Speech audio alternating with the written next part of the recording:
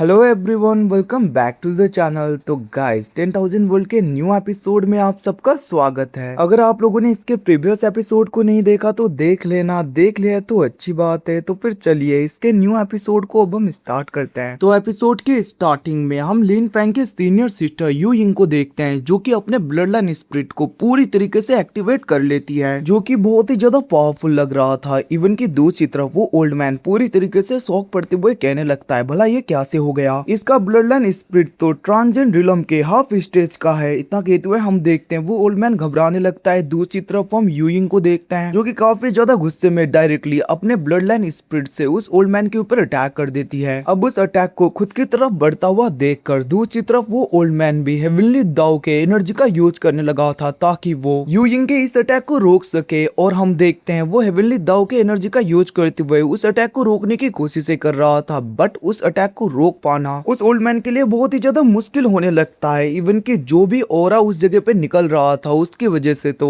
Imperial court के आधे से ज्यादा गार्ड्स तो खड़े भी नहीं रह पाते, उनमें से कुछ तो मर जाते हैं। एंड दूसरी तरफ उस ऑरा की वजह से लिन फैंग एंड दूसरे लोगों को भी खड़े होने में मुश्किल हो रहा था। अब उस ओल्ड मैन को देखते हैं, जो कि जैसे तैसे करके उस अटैक को डिस्ट्रॉय कर देता है और वो थोड़ा बहुत इंजर्ड होते हुए पीछे की तरफ हो गया था। बट वो ओल्ड मैन ऐसा शो नहीं करता कि वो इंजर्ड हो गया है। वो स्माइल करते हुए कहने लगा था, मानना पड़ेगा तुम्हारा ब्लड लाइन स्पिरिट इतना ज्यादा स्ट्रॉन्गर कैसे हुआ। बट ये सोचने वाली बात है, क्योंकि ईस्टर्न एम्परर तो ट्रांसजेंड रिलम के हाफ स्टेज में है ना, तो फिर आखिरकार तुम्हारा blood line spirit transcend realm के हाफ स्टेज में कैसे पहुंचा? क्योंकि अगर कोई cultivator half stage transcend realm में हो तो उसका blood line spirit transcend realm का कभी बनता ही नहीं। तो इसका मतलब क्या eastern emperor half stage transcend realm को भी पार करके ट्रांसजेंड रिलम में पहुंच चुके हैं? ये सब कुछ कहते हुए हम देखते वो काफी ज्यादा कंफ्यूज लग रहा था। इवन कि वो अपने मन में सोचने लगता है, हाफ स्टेज ट्रांसजेंड रिलम के बाद में ट्रांसजेंड रिलम आता है, बट आज तक कोई भी कल्टिवेटर ट्रांसजेंड रिलम में नहीं पहुंचा और ईस्टर्न एम्परर तो अभी अभी हाफ स्टेज ट्रांसजेंड रिलम में थे। तो फिर आखिरकार इसने अपने ब्लड लाइन की एनर्जी को कैसे अवेकन किया इतना स्ट्रॉन्ग? इतना कहते हुए वो कंफ्यूज लग रहा था। वहीं पे दूसरी तरफ हम लिन फैंग को भी देखते हैं, जो कहने लगता है, थंडर ड्रैगन ले लूंग, आपने देखा ना आखिरकार सीनियर सिस्टर यू यिंग ने हाफ स्टेज ट्रांसजेंड रिलम के ब्लड लाइन स्पिरिट को कैसे अवेकन किया, क्योंकि फादर तो अभी बस हाफ स्टेज ट्रांसजेंड रिलम में थे। अब उसकी बातें सुन के दूसरी तरफ थंडर ड्रैगन ले लूंग कहने लगते हैं, कहीं पे ऐसा तो नहीं कि तुम्हारी फादर की कल्टिवेशन ट्रांसजेंड रिलम में पहुंच गई हो और वो सबको दिखा रहे हो कि वो बस ट्रांसजेंड रिलम के हाफ स्टेज में है। अब उनकी ये सब कुछ बातें सुन के लिन फैंग कहने लगता है, फ्यूनिक्स एम्प्रेस ने भी मुझे कहा था कि उन्होंने फादर को देखा है और उनकी स्ट्रेंथ किसी यूनिवर्स के हेवनली विल से भी ज्यादा है। तो इसका मतलब क्या फादर ऑलरेडी ट्रांसजेंड रिलम में पहुंच गए हैं? अगर मैं सच बोलूं तो फादर की आइडेंटिटी बहुत ही ज्यादा मिस्टीरियस होती जा रही है। ये सब कुछ कहते हुए वो आगे की तरफ अपने सीनियर सिस्टर को देख रहा था, जहाँ पे उसके सीनियर सिस्टर यू यिंग कहने लगती है, ओल्ड मैन दूजी मैं भी देखूंगी आखिरकार तुम मुझे कैसे पनिशमेंट देते हो। इतना कहते हुए हम देखते हैं वो अपने ब्लड लाइन स्पिरिट का यूज करते हुए उस ओल्ड मैन के चारों ओर एक बैरियर बनाने लगी थी, जिसकी वजह से उस ओल्ड मैन की एनर्जी काफी ज्यादा सप्रेस हो गई थी। इवन के यू यिंग तो वहाँ पे बहुत ही ज्यादा पोर्टल्स बनाते हुए उसके ऊपर अटैक करने लगती है, जिसे देखकर वो ओल्ड मैन दूजी कहने लगा था, आखिरकार ये कैसे हुआ, मेरी स्ट्रेंथ काफी ज्यादा सप्रेस हो गई है। इतना कहते हुए वो यू यिंग के हर एक अटैक से बच रहा था, उसे काफी ज्यादा मुश्किलें होने लगती है। बट तभी हम देखते हैं वो वहाँ पे वन आई हेवनली अवतार को पूरी तरीके से एक्टिवेट करता है, जिसकी वजह से उसका मार्शल स्पिरिट आ गया था और वो अपने वन आई हेवनली अवतार का यूज करते हुए सारे अटैक को डिस्ट्रॉय कर देता है। इवन कि उसने तो उस बैरियर को भी डिस्ट्रॉय कर दिया था और ओल्ड मैन दूजी कहने लगता है, मैं भी देखता हूँ आखिरकार तुम्हारी स्ट्रेंथ कितनी बढ़ जाएगी, एक ना एक बार तो तुम्हारी ब्लड लाइन स्पिरिट की एनर्जी खत्म हो ही जाएगी। इतना कहते हुए हम देखते हैं वो डायरेक्टली यू यिंग के ऊपर अटैक कर रहा था, बट दूजी के हर एक अटैक को यू यिंग बहुत ही आसानी से डॉज कर रही थी। ऐसा लग रहा था कि यू यिंग के लिए ये सारे अटैक बच्चों जैसे हैं, क्योंकि वो बहुत ही आसानी से इधर उधर जा रही थी स्पीड में,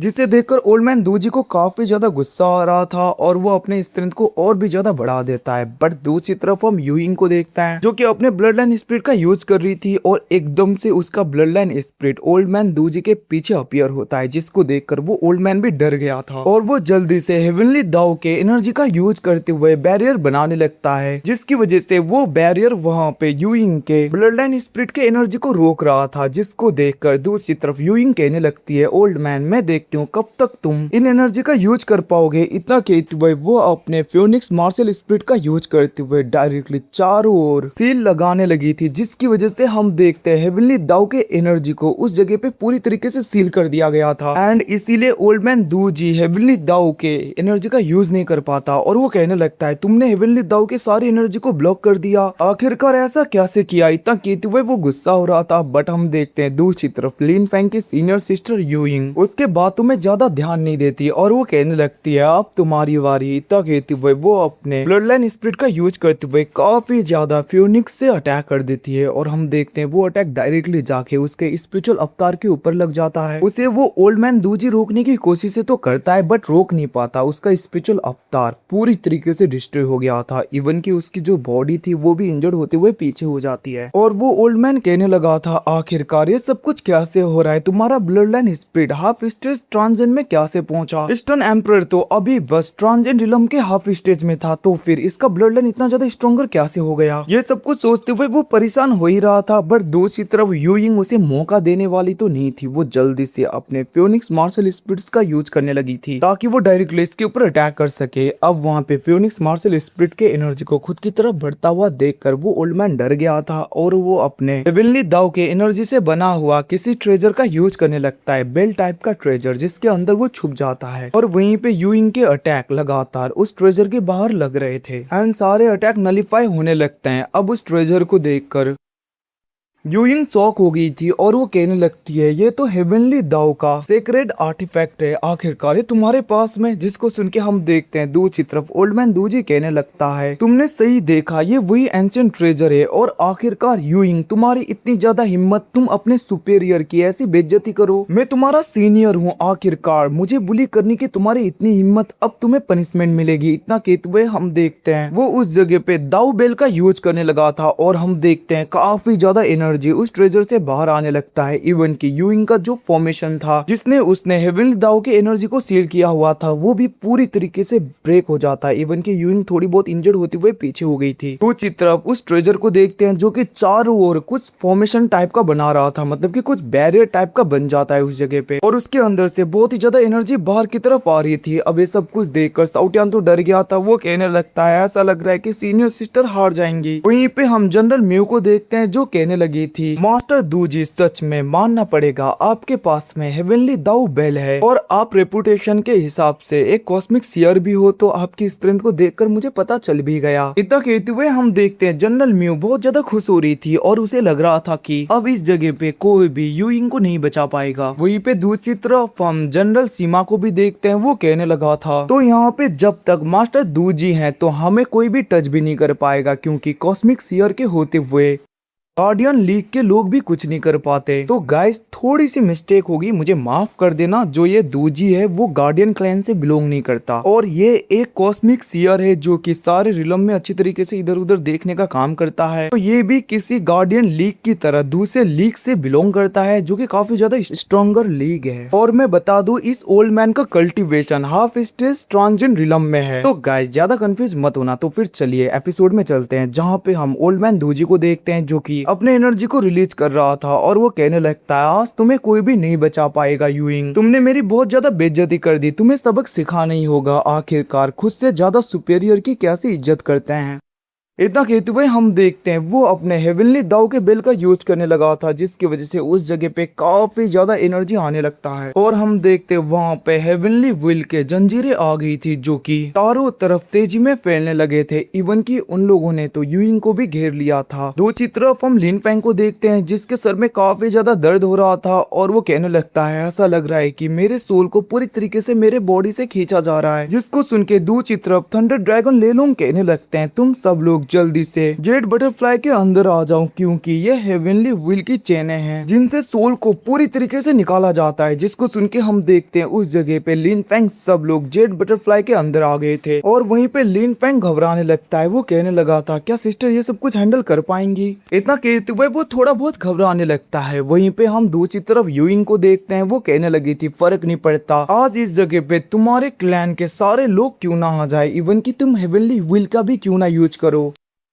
तुम मुझे नहीं रोक पाओगे। इतना कहते हुए यूइंग अपने ब्लड लाइन स्पिरिट को पूरी तरीके से अवेकन करती है, मतलब कि अभी तक उसने अपने ब्लड लाइन स्पिरिट को पूरी तरीके से अवेकन नहीं किया था। और हम देखते हैं वो अपने अंदर जितनी भी ब्लड लाइन एनर्जी बची हुई थी उन सबका यूज करते हुए अपने ब्लड लाइन स्पिरिट के ट्रू फॉर्म को पूरी तरीके से अवेकन करने लगती है। एंड उसके ऑरा की वजह से लिटरली हम देखते हैं उस जगह पे बहुत ही ज्यादा एनर्जी इधर उधर जाने लगता है। और इवन कि वो ओल्ड मैन दूजी भी इंजर्ड होते हुए पीछे हो गया था, और उसका जो हेवनली दाव का बेल था वो तो बहुत ज्यादा तेजी में दूर गिर जाता है। और हम देखते हैं दूसरी तरफ आसमान में काफी ज्यादा गोल्डन एनर्जी चमक रही थी, और इस जगह पे यूइंग की ब्लड लाइन स्पिरिट पूरी तरीके से अवेकन हो जाती है। और हम देखते हैं उस जगह पे लिन फेंग के फादर का अवतार पूरी तरीके से अपीयर होने लगता है, और उससे निकला हुआ ऑरा इतना ज्यादा खतरनाक था कि इंपेरियल कोर्ट के आधा से ज्यादा लोग तो मारे जाते हैं। इवन कि हम देखते हैं वो सारे जनरल मिलके चारों ओर बैरियर बना रहे थे ताकि वो इन प्रेशर से बच सके, बट उन्हें भी बहुत ज्यादा मुश्किल होने लगता है। दूसरी तरफ ओल्ड मैन दूजी कुछ सोच पाता उससे पहले ही हम देखते हैं उस जगह पे लिन फेंग के फादर का स्पिरिट अपीयर हो जाता है, जो कि ब्लड लाइन स्पिरिट के अवेकन होने की वजह से हुआ था। और वो ब्लड लाइन स्पिरिट आती ही एक शॉट बजा के देता है लिटरली ओल्ड मैन दूजी के ऊपर। ओल्ड मैन दूजी उसे रोकने की कोशिश कर रहा था बट रोक नहीं पाता, और बहुत ज्यादा इंजर्ड होते हुए पीछे की तरफ खिसक गया था बस एक ही शॉट में। और वहीं पे दूसरी तरफ लिन फेंग के फादर गुस्से में कहने लगे थे, आखिरकार तुम्हारी इतनी ज्यादा हिम्मत, तुम मेरी डटर को बुली करने आए। तुमने ये सोच भी कैसे लिया कि तुम मेरी अपनी डटर को ऐसे बुली करोगे? क्या तुम्हें अपनी जान की फिक्र नहीं है? क्या तुम जैसे कीड़े को मरने की इतनी जल्दी है? इतना कहते हुए हम देखते वहाँ पे लिन फेंग के फादर का स्पिरिट तो काफी ज्यादा गुस्सा हो रहा था। और वहीं पे दूसरी तरफ हम एक डीमन लॉर्ड को देखते हैं जो कि पूरी तरीके से कंफ्यूज हो जाता है, और वो कहने लगा था ये तो ईस्टर्न एम्परर का ट्रू स्पिरिट है, और आखिरकार ये क्या से हुआ? बस एक ही अटैक में हाफ स्टेज ट्रांजिट रिलम वाला कल्टीवेटर दूर जाके गिरा। इतना कहते हुए हम देखते हैं वो कल्टीवेटर काफी ज्यादा शौक था। इवन की दूसरी तरफ हम क्योस ड्रैगन को देखते हैं। तो गाइज मैं आप सबको बता दूं ये थंडर ड्रैगन ले लोंग का भाई है क्योस ड्रैगन, जो भी बहुत ज्यादा शौक हो गए थे, और वो कहने लगते हैं बस एक ब्लड लाइन स्पिरिट ने एक ही अटैक में हाफ स्टेज ट्रांजेंट रिलम के कल्टीवेटर को इतना इंजोर कर दिया। आखिरकार ईस्टर्न एम्परर की स्ट्रेंथ क्या है? इतना कहते हुए वो भी बहुत ज्यादा शौक पड़ रहा था। वहीं पे दूसरी तरफ हम लिन फेंग को देखते हैं जो कि अपने फादर के ट्रू स्पिरिट को देखते हुए कहने लगा था, थंडर ड्रैगन ले लोंग ये ब्लड लाइन स्पिरिट तो हाफ स्टेज ट्रांजेंट रिलम के पीक का है, तो इसका मतलब फादर हाफ स्टेज ट्रांजेंट रिलम से भी ज्यादा पावरफुल हैं। ये सब कुछ कहते हुए वो शौक पड़ रहा था। वहीं पे हम आयुन और जियायुन को देखते हैं। जियायुन कहने लगी थी ये तो ग्रैंडफादर का ट्रू स्पिरिट है, जिसे सुन के आन्यू कहने लगती है आपने ठीक कहा सीनियर सिस्टर, अब मैं भी देखती हूँ आखिरकार किसकी हिम्मत होती है हमें बुली करने की, क्योंकि अगर ग्रैंडपा को पता चल गया कि हमें कोई बुली कर रहा है तो वो किसी को नहीं छोड़ेंगे। इतना कहते हुए हम देखते हैं वो दोनों काफी ज्यादा खुश हो रहे थे। वहीं पे दूसरी तरफ हम साउटियान को देखते हैं जो कि लिन फेंग के पास में आ गया था, और वो कहने लगता है सच में मैंने कभी सोचा नहीं था कि ओल्ड मास्टर इतने ज्यादा पावरफुल होंगे। अब मुझे तो किसी बात की चिंता नहीं है, मैं आराम से यहाँ पे लेट सकता हूँ, हमें कोई भी परेशानी नहीं होगी। इतना कहते हुए वो खुश हो रहा था। तभी उस जगह पे क्योस ड्रैगन आ जाता है, और वो कहने लगता है सीनियर ब्रदर साउटियान सच में मानना पड़ेगा ओल्ड मास्टर तो इतनी ज्यादा पावरफुल है, और हमारे मास्टर का बैकग्राउंड इतना ज्यादा खतरनाक होगा मैंने कभी इमेजिन भी नहीं किया था। इवन की उनके बस स्पिरिट के आगे तो हाफ स्टेज ट्रांजेंट रिलम का कल्टीवेटर भी कुछ नहीं कर पा रहा। इतना कहते हुए वो दोनों खुश हो रहे थे। वहीं पे दूसरी तरफ हम काव्यान के फादर को देखते हैं जहाँ पे वो सोचने लगे थे इसका मतलब ईस्टर्न एम्परर की एनर्जी काफी ज्यादा है, और वो अभी तक अपने ट्रू स्ट्रेंथ को हाइड कर रहे थे। वहीं पे दूसरी तरफ हम लिन फेंग के फादर के स्पिरिट को देखते हैं जो कि डायरेक्टली गुस्से में दूजी की तरफ देख रहा था, जिसको देखकर दूजी डर गया था, और वो कहने लगता है ऐसा क्या से हो गया? अगर सच में ईस्टर्न एम्परर दोंगजी इतना ज्यादा पावरफुल थे तो आखिरकार तुम क्योस लैंड में कैसे ट्रैप हो गए, और वेस्टर्न एम्परर ने तुम्हें कैसे कैद किया? इतना कहते हुए वो कुछ बोलने वाला था, बट हम देखते हैं लिन फेंग के फादर का ट्रू स्पिरिट उसे कुछ बोलने नहीं देता, और वो अपने एनर्जी का यूज करते हुए डायरेक्टली उसके ऊपर अटैक कर देता है। हम देखते हैं उस अटैक को दूजी रोकने की कोशिश कर रहा था, बट वो रोक नहीं पाता, वो पूरी तरीके से डिस्ट्रॉय होने ही वाला था। तभी उस जगह पे हेवनली विल आ जाती है, हेवनली दाव, और वो कहने लगा था आखिरकार तुम लोगों की इतनी ज्यादा हिम्मत कैसे हुई मेरी जगह पे रूल्स को ब्रेक करने का? तुम लोगों को पता है ना इस जगह पे ट्रांजेंट रिलम के कल्टीवेटर का फाइट करना मना है, और ये एक फॉरबिडन एरिया है। इतना कहते हुए हम देखते हैं हेवनली दाव डायरेक्टली लिन फेंग के फादर के ट्रू स्पिरिट को डिस्ट्रॉय कर देता है, और यूइंग को पकड़ते हुए कहने लगा था तुम्हें कुछ टाइम के लिए कैद होना होगा। तुम्हारी यही पनिशमेंट है, तुमने हेवन के विल को एक्सेप्ट नहीं किया। इतना कहते हुए वो ह्यूइंग को पकड़ लेता है। तो गैस मैं बता दूं यहाँ पे हेवनली विल काफी ज्यादा स्ट्रांग होता है और हम सबको पता है कि स्वान युआन यूनिवर्स का हेवनली विल इनकम्प्लीट नहीं है, वो पूरी तरीके से कंप्लीट है। तो उसके लिए ट्रांसेंड रिलम के हाफ स्टेज वाले कल्टिवेटर को डिस्ट्रॉय करना ज्यादा मुश्किल नहीं, इसीलिए उसने लिन फैंग के फादर को स्प्रिट को भी इतनी आसानी से डिस्ट्रॉय कर दिया। और हम देखते हैं वो वहां पे यूइन को अपने साथ में ले जाने लगा था, जिसको देखकर लिन फैंग अपने सिस्टर को पकड़ने वाला था, बट वो उस जगह से चली गई थी। अब हम वहाँ पे लिन फैंग को देखते हैं जो बहुत ज्यादा गुस्सा होने लगता है, जिसको देखकर थंडर ड्रैगन ले लूंग कहने लगे थे गुस्सा होना बंद करो, वैसे भी तुम यूइंग को अभी के लिए ढूंढ नहीं पाओगे क्योंकि हेवनली दाऊ ने उसे अपने साथ में ले लिया है। और इवन कि जहाँ तक मुझे पता है अब तुम्हारे सिस्टर को 90,000 साल तक एबिस प्रिजन में रहना होगा। जिसको सुन के लिन फैंग गुस्सा हो गया था और वो कहने लगता है आखिरकार तो फिर मैं अपनी सिस्टर को कैसे ढूंढूं। जिसको सुन के थंडर ड्रैगन ले लूंग कहने लगे थे उसके लिए तुम्हें ट्रांजेंड रिलम में पहुंचना होगा। अगर तुम ट्रांजेंड रिलम में पहुंच गए तब तुम हेवनली विल के खिलाफ भी जा सकते हो बहुत ही आसानी से। जिसे सुन के हम देखते हैं लिन फैंग कहने लगता है क्या ट्रांजेंड रिलम, इतना कहते हुए वो बहुत ज्यादा गुस्सा हो रहा था। एंड गाइस इसी के साथ में एपिसोड यहीं पे खत्म हो जाता है। Thanks watching boys, see you again, मिलते हैं अगले एपिसोड में, तब तक के लिए टेक केयर, बाय बाय।